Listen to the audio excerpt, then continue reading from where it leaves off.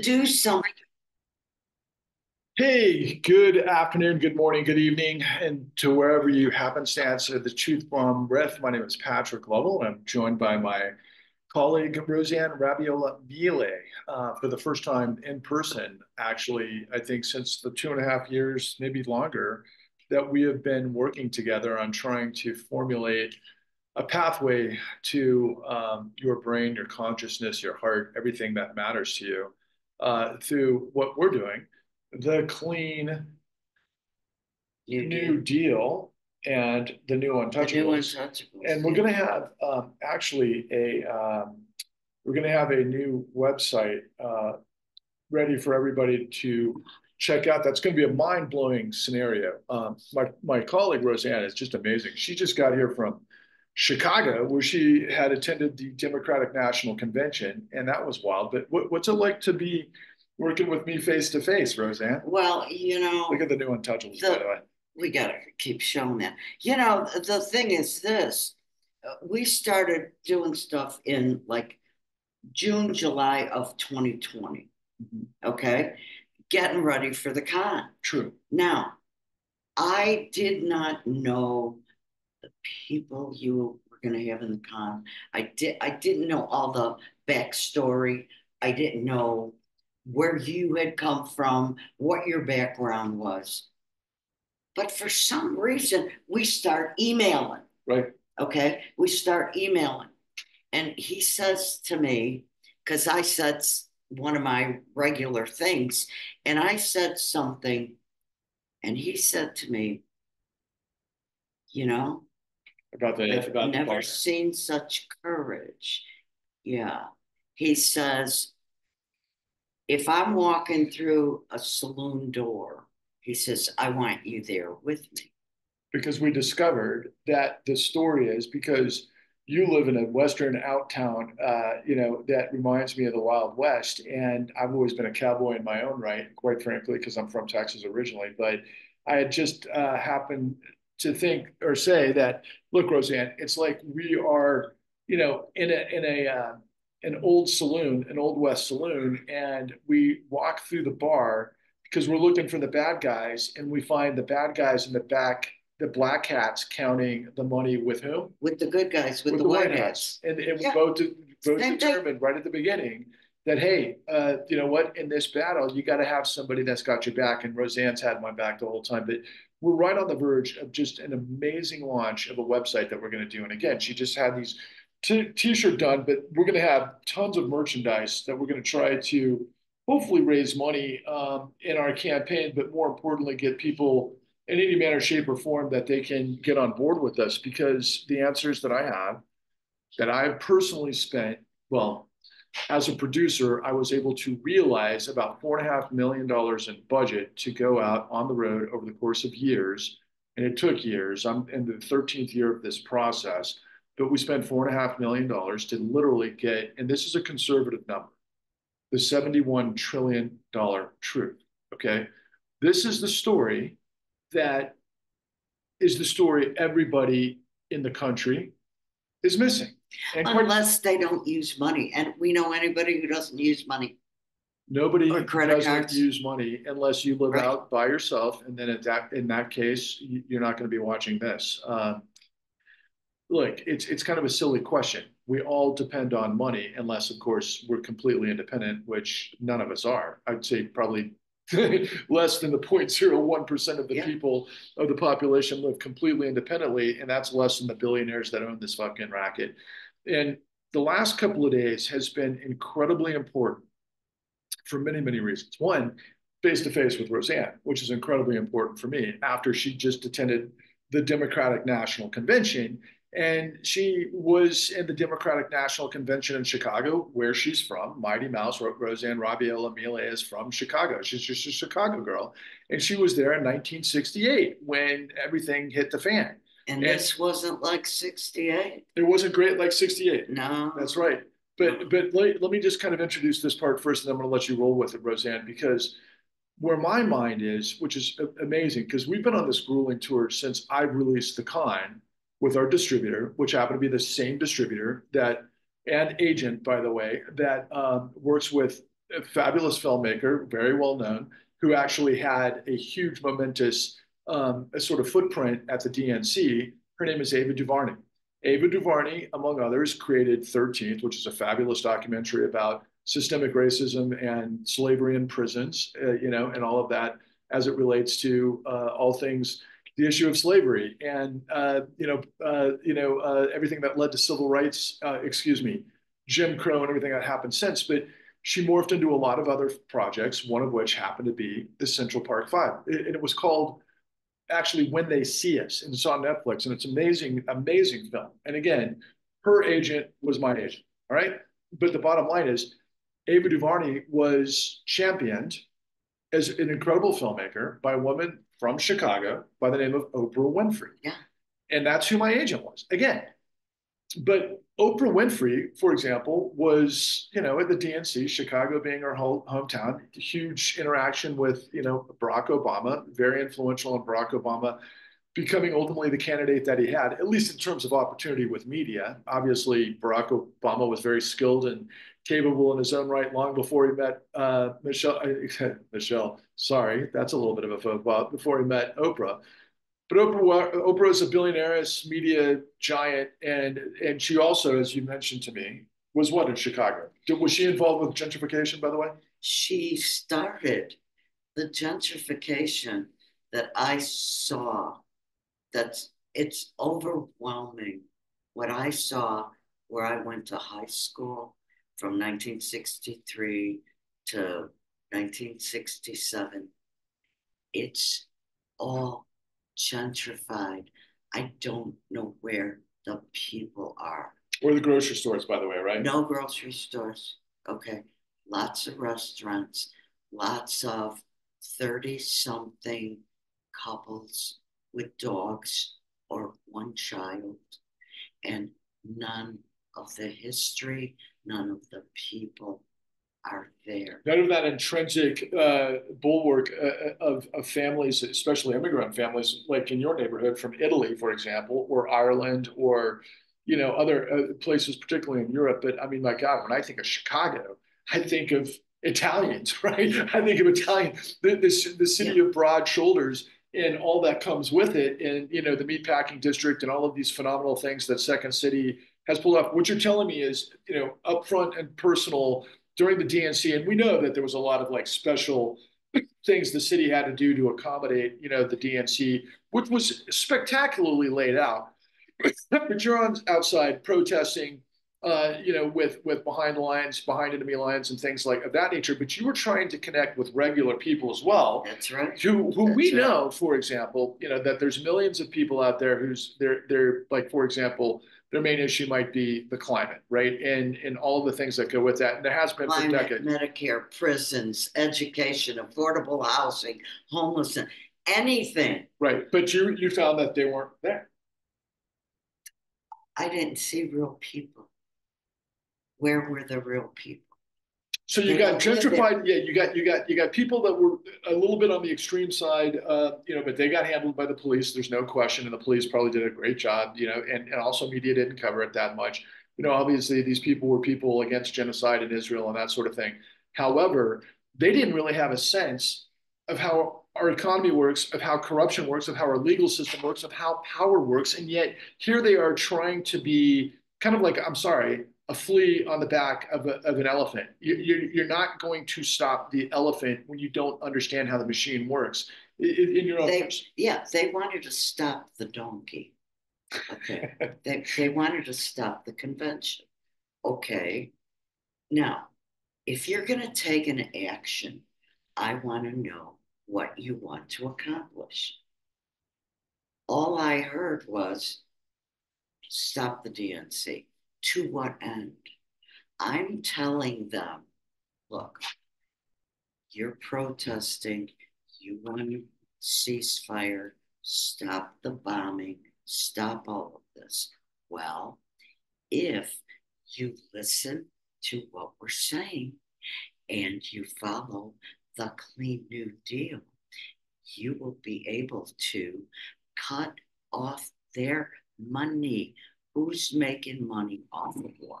Are you making money off of war? I'm not. Am I making money off of war? No. Are you out there making money off of war? A lot of It people are with their investments, but they're probably maybe 1% to 5%, right? okay. So they want to stop it. I want to stop it. Do we agree? Yes, we absolutely agree. So what do I say? Cut off their money. They get 1,000, 2,000, 3,000 people. Is that going to stop the bombing? No. Who's they? Who's they? Cut off whose money?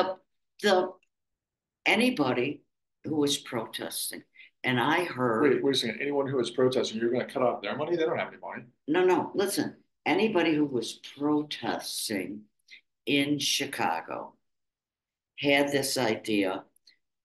This is what we want to do in Palestine. We want to have Palestine. We want to stop the killing. Okay. Stop genocide. Okay. Stop genocide. I say the way to do that is cut off the money, Cut off the money to whom? right? Not cut off their money, but cut off Cut the off money. the money to what I call the big boys, the very top, who are being rewarded and fueled by our what's supposed to be our government through illegally through Federal Reserve Act 13.3. Okay, we'll get to that in just 1 second, though, because see here, there's an important part as far as a bridge. So the big boys in this case, the way I interpret it, is that really over the course of the last 40 years, we formulated this very peculiar sort of hive think based on geopolitics and financialization, okay, which ties to everything that Roseanne just said. But you've got to understand that there are hedge funds like the Carlyle Group, there are banks, or I should say asset managers, for example, like BlackRock, that does have a lot of investment in what many people regard as the forever wars, whether it's rebuilding Ukraine or however it works out behind the scenes. But of course, there's McDonnell Douglas, there's all of the tech companies and all of those things that are part of this hive. Let's call it Pentagon matrix, for example, right? But they get their money from somewhere, and we have, I think, our budget at the Pentagon for all military combined. I read just recently of 2024 was like, I want to say it was $685 billion, for example, of which the Navy is $250 billion. Okay. Pretty extravagant, huge spends, not to mention all of the different things that are tied to it. And I think many people out there are very aware that there has been, let's say, accounting at the Pentagon for decades where people can figure out what money went to what. And like we used to pay, we found out like back in the 70s and the 80s that there were screws that were like $10,000, sort of insanity. And then there's back doors and there's way money gets like fed to the, to the intelligence groups. There's all sorts of funky things. So it's a lot more than $685 billion, which is on paper. But, the military budget of the United States is, I think, roughly the sum total of the top 10 budgets around the world combined, right? I mean, we see those types of numbers all the time. And again, to be able to do the forensic evidence and know how much it really is would be nearly impossible. That's why we keep having killing and. But since 9/11, we have had kind of a continuation of that, let's say, part of the economy. And I saw, by the way, Joe Biden say it several weeks ago when he was on the campaign trail before and after his interaction in the debate that kind of sent everything sideways that led us to where we are now. But he was saying, kind of as a throwaway, look, man, I mean, there are a lot of jobs and contractors dependent upon things we do, and it was kind of a throwaway, and he just revealed, oh, it's like, yeah, it's part of the economy, man, and that's what provides jobs, and I was thinking to myself, boy, nobody in media that I saw was pushing back against that or even asking the questions. That's the state of media today, that nobody even knows on the very basic levels what's going on. But let's fast forward to kind of where we are today and why what we're in the midst of is so unbelievable. And I've had all of the pieces of the puzzle together of the Rubik's Cube, my friends, for a very long time. But now even more than ever. And I got to be honest with you, it almost feels like, because we're in the midst of putting together a website that we're calling Patrick Lovell. So it'll be www.patricklovell presents the Clean New Deal. Again, the Clean New Deal and the Untouchables, right? Those are things that we've done, and that's where we started together. She was working with me on presenting the new Untouchables, which I would encourage everybody to go on YouTube and take a look at. That information was a podcast that was absolutely astronomical in terms of the information that we lay out, which was a continuation of my Of the work, con. which is you can find at www.thecon.tv. And we made available for free because all of the American people buy our lives. And again, to reiterate this, and this is not hyperbole, we spent $4.5 million, people. Okay? $4.5 million to be quashed by the system because the system has got to make sure that you do not understand what it is that I'm revealing to you. The entire sum total of media, the entire sum total of government, the entire sum total of social media is all on it and making sure that you don't understand what we're talking about. And I've been promulgating this more recently, and I've been talking about it for years. But now I even know more information than I did because of this evolution of what we're doing for the website, which again is Patrick Lovell presents the Clean New Deal, because we're going to have a specific page dedicated to Federal Reserve Act 13.3. Now, for those of you who are longtime subscribers and people who listen to these truth bomb riffs, and you know where I'm coming from, and you still haven't quite added it all up together, because I think a lot of you, and justifiably so, might think, because again, you're overwhelmed with what's happening now, right? Everybody, there's war, there's ups and downs, there's anxiety, there's the political situation.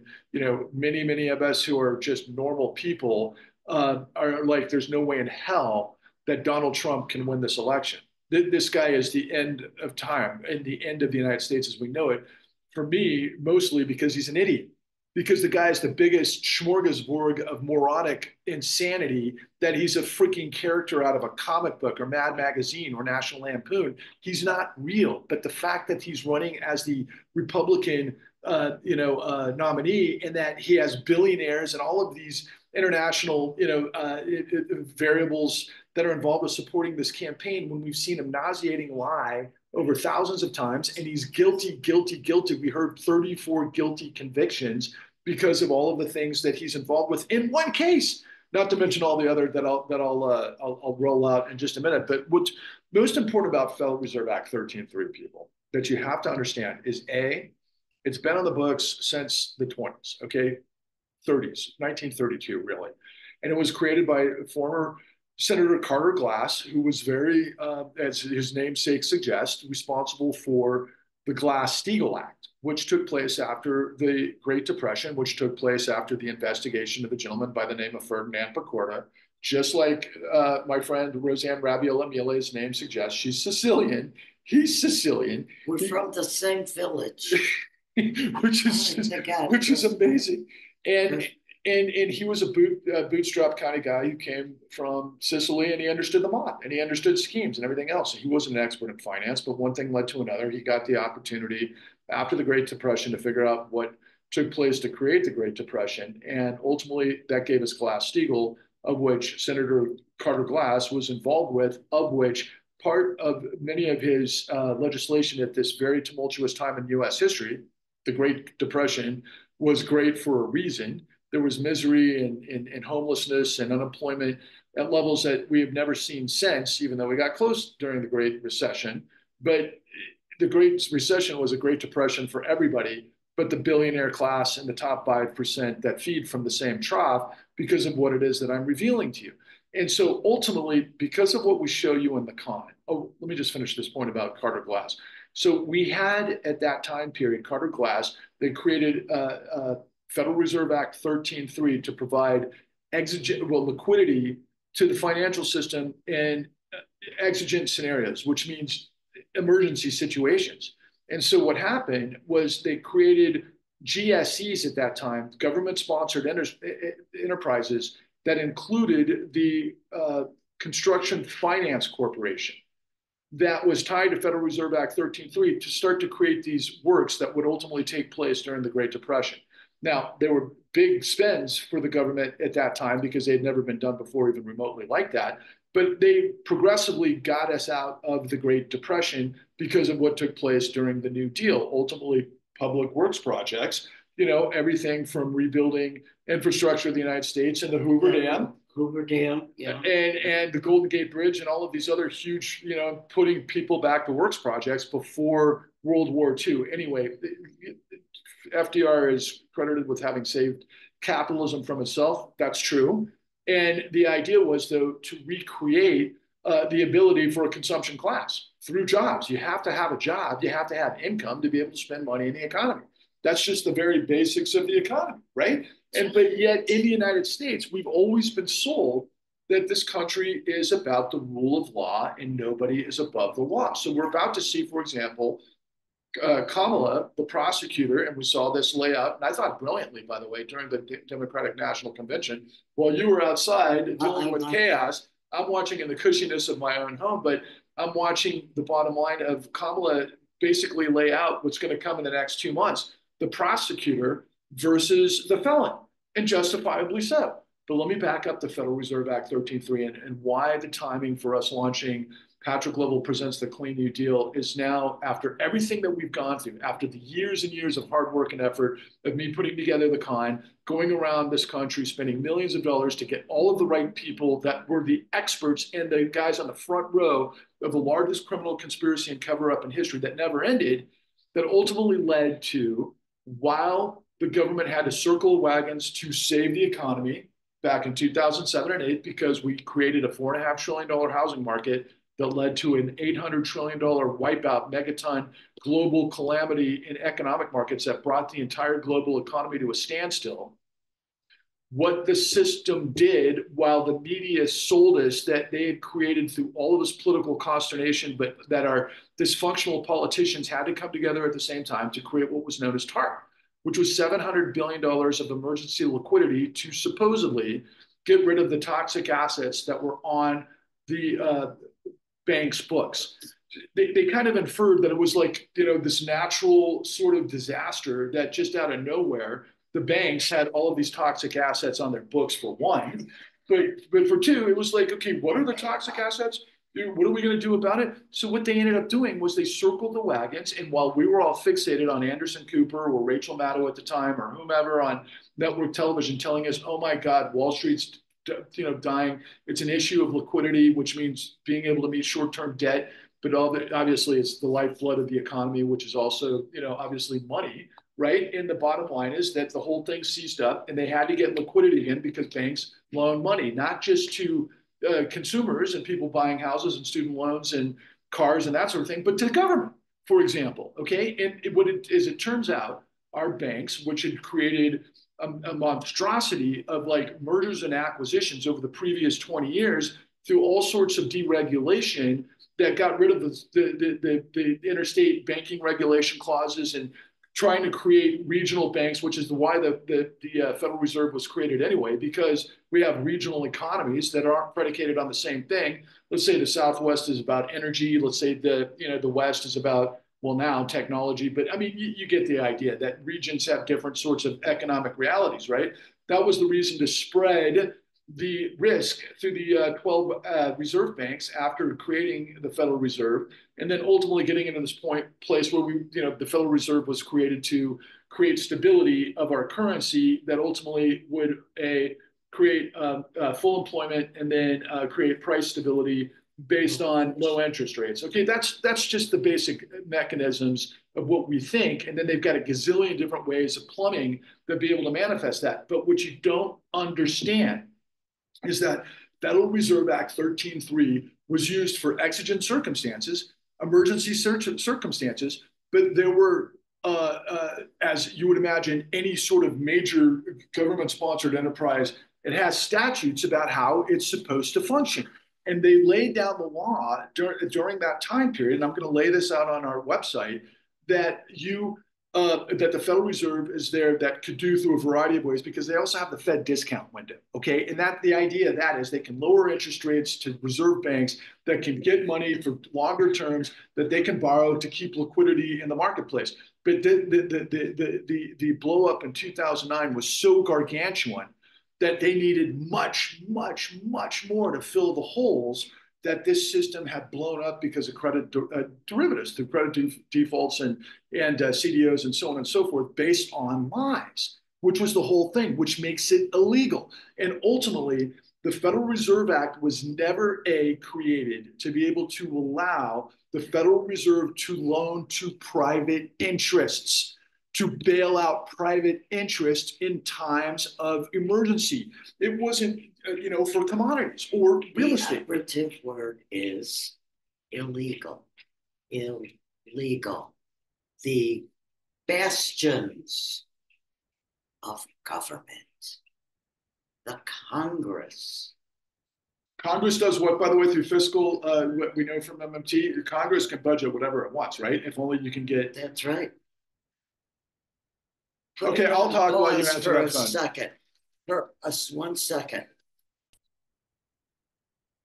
But as you can imagine, while they were putting together the statutes for creating emergency remedies for any sort of disaster that could potentially happen in the economy, one, and they lay out in the statutes that the Federal Reserve Act 13.3 isn't going to be used to backstop private interests, okay, which could be real estate, for example. Why? Because they knew that you could speculate all day, every day in the casino and the house of cards, and they weren't going to back up gambling, okay? But what we wound up doing was our entire stock market, our entire financial system, starting with Reagan, but leading into I think the guy we can put the most sort of emphasis on in terms of being responsible for all these changes is who? And he was in the Democratic National Convention. Who was he? Former President what?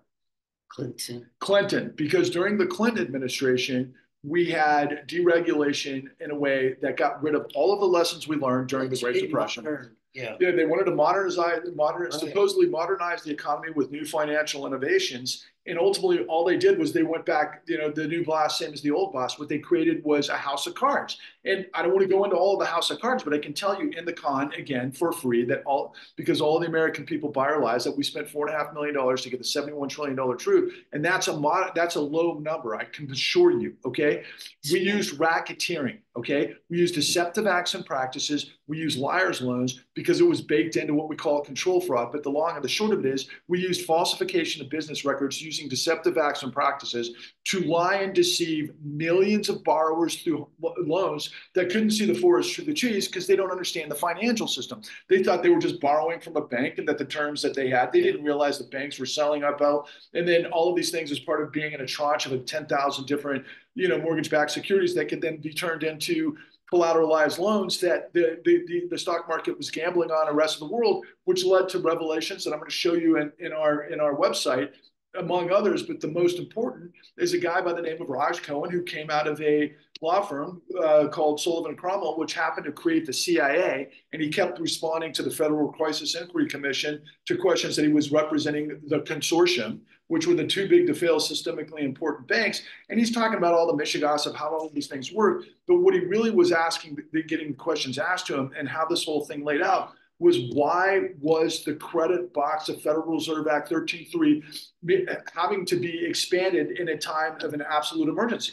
Well, because as the name suggests, the too big to fail banks have got all of everybody's pensions. They've got all of everybody's, let's just call it military spend, government spend, this, that, and the other. It's all run through the same situations. So they blow up, the entire country blows up. So they had to provide tens of trillions of dollars of liquidity, but for what?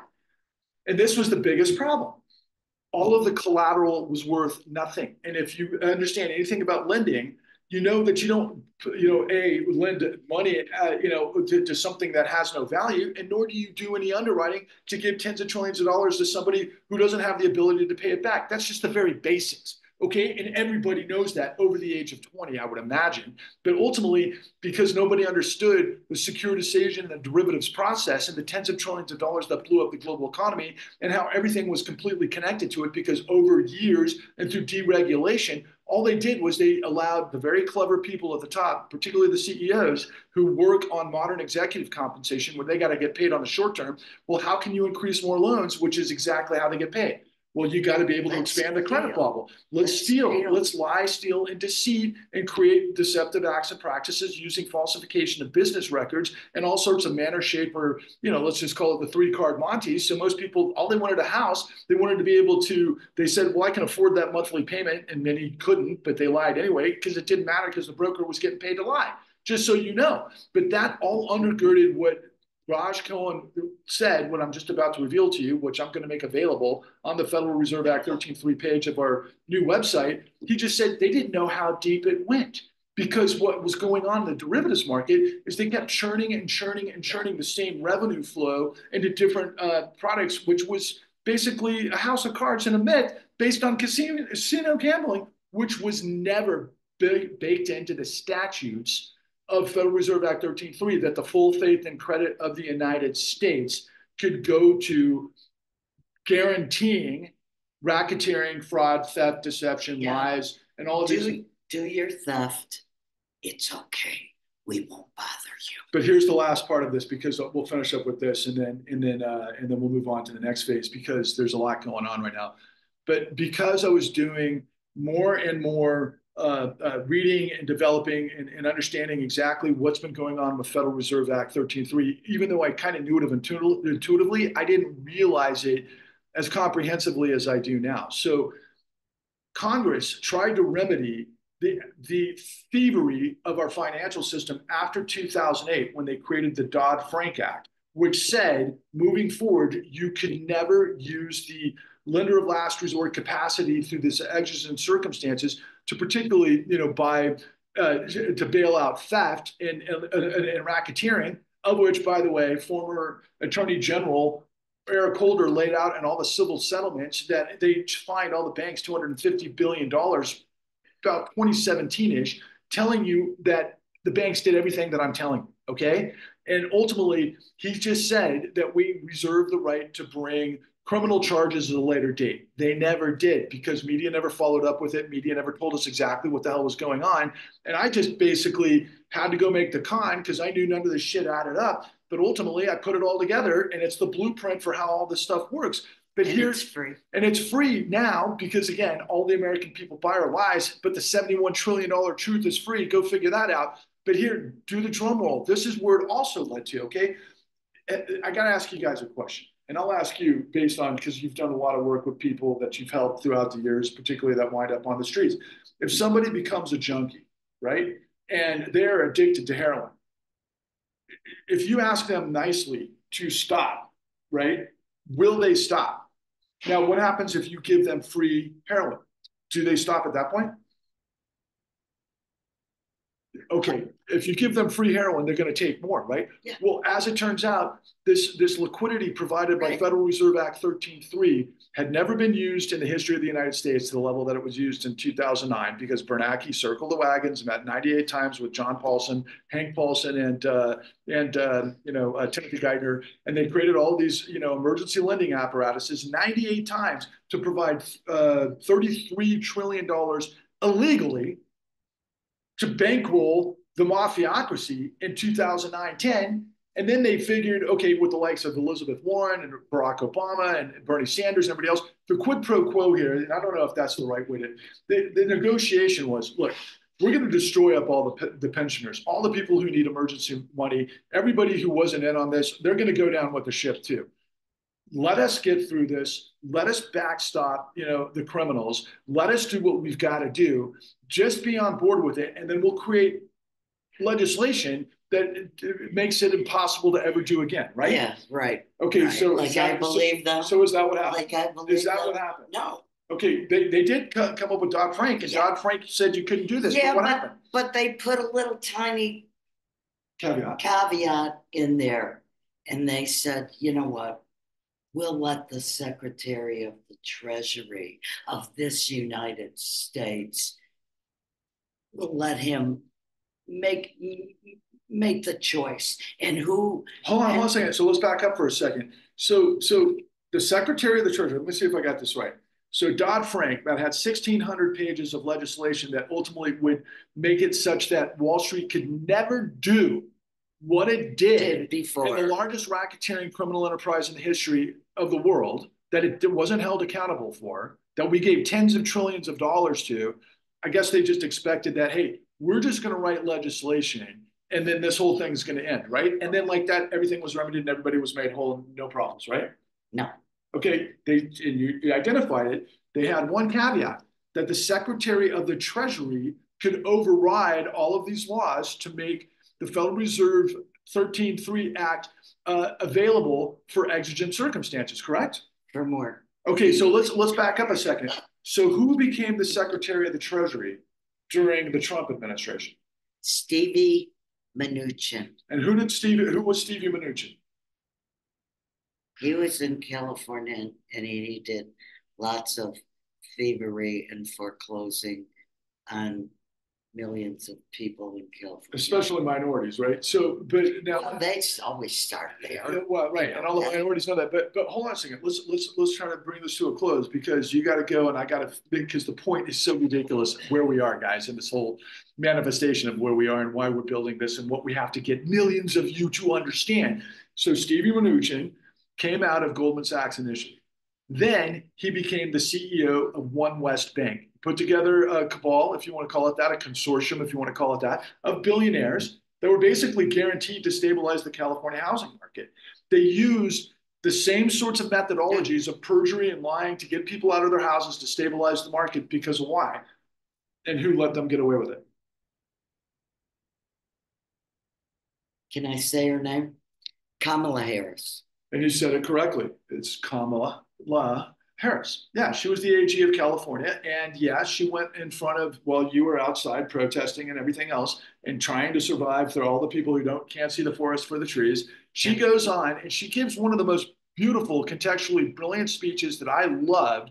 But she made a couple of claims in there that I have to challenge and I need to make you aware of, even though they're relatively accurate, but you don't understand if you can't see the forest for the trees. She's always claimed that she stood up to the banks on Wall Street to help people who were victims of what it is that we're talking about.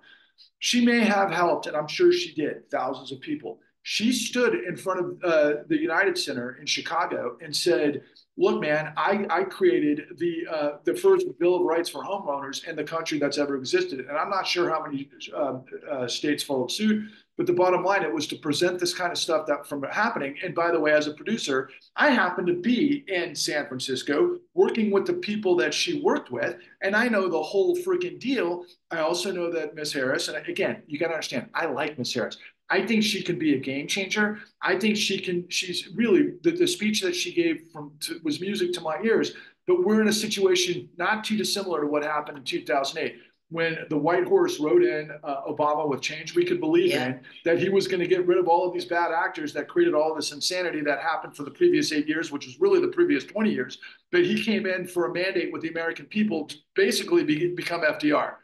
Did he do that? No. No, what he did was he put all the same guys in charge that created this debacle. And then what they did is they circled the wagons based on everything I'm talking about to bail out who? The regular Americans that got set up and destroyed over 4 decades of neoliberalism? Baby crumb. Because we don't have balance anymore? No, what we did was we bailed out the billionaires, okay? We bailed out the financial system and ultimately, again, like I said, illegally. And it's not just a couple of billionaires, and there aren't good billionaires that aren't tied to this, and I don't know if they're good, but they might not be a part of this situation. So you got to understand, I'm not talking about every single person, but if you're connected to the financial system, you're in on it no matter what, okay? And the financial system is this giant casino that never loses because it's playing with house money, which is coming through Federal Reserve Act 13.3. But let me just finish with Stephen Mnuchin real quick, okay? So Kamala let Stephen Mnuchin get away with what he was doing. They had, I don't know how many, I think they had 98 different cases against him that could have taken him down, probably bankrupted him, thrown him out of business, done the same type of stuff that the government is basically just did with Letitia James with Trump in New York because of deceptive acts and practices and falsification of business records and appraisal fraud and all the rest of it. That's what took Trump down in New York, right, with Judge Edgeron. But again, I got to finish this point because Stephen Mnuchin was the Secretary of the Treasury that came in because of Dodd-Frank made the caveat because they would never allow this stuff to happen again. What happened during 2020? And this was after 2019, by the way, when there was a global repo run that nobody knows about that stemmed from Japanese bank SoftBank that created this global run of derivatives that was backstopped by the Federal Reserve, again, that nobody knows about because it never came through mainstream media. I've seen Rachel Maddow say times, I don't understand this finance stuff. Well, that's convenient when you're getting paid $44 million a year to be the spokesperson of the revolving door Democratic communications party to make sure nobody knows this. And this is why we're here doing what we're doing. But sticking on the point, we gave 19 trillion, 22 trillion in 2019 before COVID to bail the system out again. That was basically gambling. That's derivatives. I don't know exactly what they were doing. I don't know what the specificity that I know based on what my work is in the con at www.con.tv, which is all massive racketeering. But ultimately, Stephen Mnuchin becomes Secretary of the Treasury during COVID. Now, I thought, for example, that when and I should have known this. Now that I think back, it's so clear in my mind because when Biden won after Trump tried to steal it through the insurrection and ended up in his first term, first quarter or whatever, they passed the infrastructure rebuild. Do you remember what that was called? The infrastructure budget? No, no, oh, I'm sorry. I don't remember the name. It was the infrastructure bill. It was like 1.2 Yeah. trillion, whatever. But before that, right during COVID, when COVID hit, it was Secretary of the Treasury, Steve Mnuchin, that opened up the spigot again of Federal Reserve Act 13.3 that pumped trillions of dollars of emergency loans based on exigent circumstances, but this time into what? Do you remember? PPP. What are we talking? We're talking about Steve Mnuchin illegally using, even though he was the only person that could use it, so it's not illegal because but what did they backstop during COVID? What did they backstop? Did they backstop? So everybody who got a family of four and $1,600, did that save the economy? No. Who did? What do we have to spend trillions of dollars on? Corporations. We spent trillions on corporations. Okay, so you remember when I see the whole time, this is the key consideration, people. I thought, and I'm sorry to talk over you, no, go ahead. I know. But you got to understand that I thought, and I was thinking back because so much stuff has happened since, but I was thinking in my head at the time that, oh, wait, Congress got together during the Trump administration to make available trillions of dollars of, through its fiscal, responsibility because Congress is the power of the purse. Didn't. They didn't do it. Who did? Steve Mnuchin. And the Federal Reserve. 13.3. In his little space in Federal Reserve Act 13.3. Yes, it was an emergency. Of course it was an emergency. Okay. But what happened to the regular people in the economy? They got $1,600. They got $1,600 checks. What did Boeing get? What did all the airlines get? What did the casinos get? What did the federal government? What did the multinationals get? They got trillions of dollars. They didn't get it through Congress, is what I'm trying to tell you. They got it through Federal Reserve Act 13.3. So you have the Obama administration guilty of bailing out Wall Street. Then you had, of course, none other than the Trump administration. Trump, the guy who's like, they're all over, they're all over Facebook, or not Facebook, they're all over Twitter right now saying things like Kamala is a communist. Yeah, do you know what communism is? Do you know what the Politburo is? Yeah, Trump, by the way. Okay, just so you know. Now, am I saying that we didn't have to, because the whole system came to a grinding halt, that we did? But do you know how much fraud happened with PP loans? Do you know how many CEOs got huge bonuses based on the government getting free money from the Federal Reserve? To get what? Did you get trillions of dollars? Get it. Did you get trillions of dollars? Did they say that you created inflation? Who is richer now? You're not richer now, okay? The people that were specifically chosen. Okay, she's talking about the financial system who own this, the control the system, who she calls the big boys. So we're going to finish this up. Stephen Mnuchin let that happen. Then we have the insurrection. Then we have the Biden administration. Do you think it was over? Is it over with Federal Reserve Act 13.3? No, it wasn't, because they used to bail out. Remember the tech banks and Sam Bankman? We had three of the largest bankruptcies last year in the history of the United States, which is saying something considering 2008. But these were regional banks, of which one was California Silicon Valley Bank, who was like the biggest, I think had, just amazing deposits. And they were tied to, from what I understand, a lot of stuff that's happening in tech. None other than Peter Thiel. Okay. So we ultimately bailed out tech billionaire bros that are now involved with the deep state that are doing this thing with JD Vance and this workaround to make it believe that, you know what, that we got this monster Trump, which is the ultimate reflection of everything that I'm telling you. Why? Because what we saw in the Democratic National Convention was basically the setup to what's going to happen in the next 2 months. And I can't wait to see it happen. It's the prosecutor versus the felon. But tell us what that means in context of everything I just laid out. What it means is you have to demand, we lay out the Clean New Deal. We cut off, I call it cut off Okay, their but money. what is the prosecution of Donald Trump going to reveal? But the Contextualize what we've got. The prosecution of Donald Trump is exactly the same things that the he's being accused of the same things that the financial system has been doing to the people. For how many years? Oh, well, we're just for goes back really more, decades. Yeah. But the bottom line is, how much has it led to in terms of them getting back? More than $71 trillion, 3 administrations, 2 Democrat and 1 Republican. All illegally. Okay. All so illegally. Remember, listen, it's illegal. Remember these things. Remember theft. That's illegal.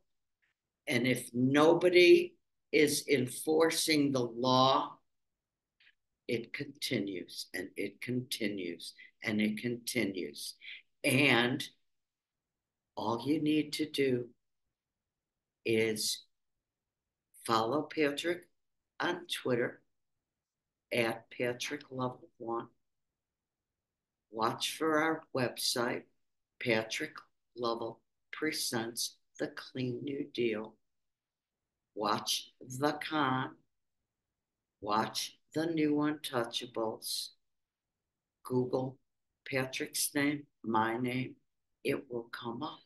Look, the bottom line is it's all a facade that we've propped up billionaires for the ad transaction, everything connected to it, whether it's military surplus budget, whether it's, you know, the type of stuff that goes into crypto, the type of stuff that goes into meme stocks. It's all a game and a facade. That's not the real economy. You might notice, like I noticed in my town, there's a lot of incredible buildings and apartments going up that are basically half full because they got free money, the developers, to do that, that the federal government through the Federal Reserve was buying to the tune of $180 billion a month for the last 15 years, basically. And the long and the short of it, guys, is that this is not the real economy. This isn't capitalism. This isn't risk reward. This is full-on corporate fascism undergirded by a criminal syndicate that uses socialism to pay the mafiocracy that is now fueling fascism. The bottom line is, if you, me, and everyone you see who isn't a Nazi, who believes in dignity, decency, integrity, honesty, beauty, sustainability, a world that can answer any problems that we have as long as we're good to each other and we work together and we can solve problems. We have a government that we, the people, if we were in control of and we had the integrity of law, wouldn't enable the seminal question that we have to ask. Quite frankly, more importantly than anybody else, I think Tim Walsh, because it's a very simple question. Roseanne, I'll ask you: was the government, was the United States of America through the American Revolution, Civil War, everything that it did through fascism and everything that came since and the progressive movements, was it designed to create a situation to provide billionaires free money illegally so they can control the system, be above the law, and be above market forces? Was that what we were designed to do? That's not what we were designed to do. Whatever happened to, of, for, and by the people? Ask Tim Walsh that question, people. Because that's what it is. What would Tim Walsh say? What would any of you say? Of course it's of, for, and by the people. No. Tim Walsh would say, what are you talking about? That's insane. That doesn't happen. Yeah. That's not what happened. There's no way we could love that. Hey, Tim, guess what? That's exactly what we did. And we continue to do because nobody stopped Nobody stopped it. So, that's so right. so here's the last piece of the puzzle. Robert F. Kennedy was a fraud the whole time. Okay, he's a fraud. There's no chance. Is anybody surprised that he went with Donald Trump? I'm not. I've been calling it out for the last year and a half. And there's more to it than that with those two. Are those two guys people that are going to save the United States for we the people? Of course not. They're going to skull fuck the rest of you, just like this whole system has, because they want to get theirs because they're freaks, because they got worms on the brains and they're criminals and yada, yada, yada. And into crypto, by the way, which I think Bobby is paid for by crypto. But let me ask you this. So, given that and Trump and no options, what's our option? Well, look, folks, we can have the Clean New Deal. You can look at every single item and you can tell Kamala and Tim Walz, because Trump and RFK ain't Is for Kamala that. is Kamala smart enough to be able to do what needs to be done? We certainly hope so, right? No, she is. She is a powerhouse. But hold You on a know, second. Hold on a second. But will she do it? you got to do it. Only if millions of us force the We issue. got to tell her. Do you want to sit on the sidelines getting skull fucked? Listen, if you're a billionaire, you don't want to listen to me. If you're worth tens of millions of dollars, you're like, hey, the system works just fine for me. If you're not a part of that group, do you think you're going to get there? Well, maybe if you're working in Wall Street and you're playing a part of this, and maybe you got married into a family that's one of the kingpins. That's called aristocracy, people. Yeah. That's not democracy, nor is it capitalism or free market. It's none of it. Okay, finally, I know you're trying to get out of here, but I want you to just come on, calm down. I need you. I'm the one that's like going this, but I need people to understand that Kamala and 10 could change this. They could. But only if tens of millions. Because why? Because Patrick Lovell already has all of the information. We have the answers. We have the solutions. All they got to do is grab it. It's all there. Are they going to do that without you? They're not going to do it without every one of you. Tens of millions of us have to unite. Easy. And I'll finish this up. Remember I said, if you, me, and everybody you see who is a Nazi who believes in integrity, decency, dignity, sustainability, beauty, if we merge in unity to forge the clean new deal, we will purge the misery of tyranny, and we will create the renaissance of possibility. This is the Clean New Deal, my friends. This is Roseanne Rabiola Mile and Patrick Lovell signing out. Peace out. Onwards and upwards.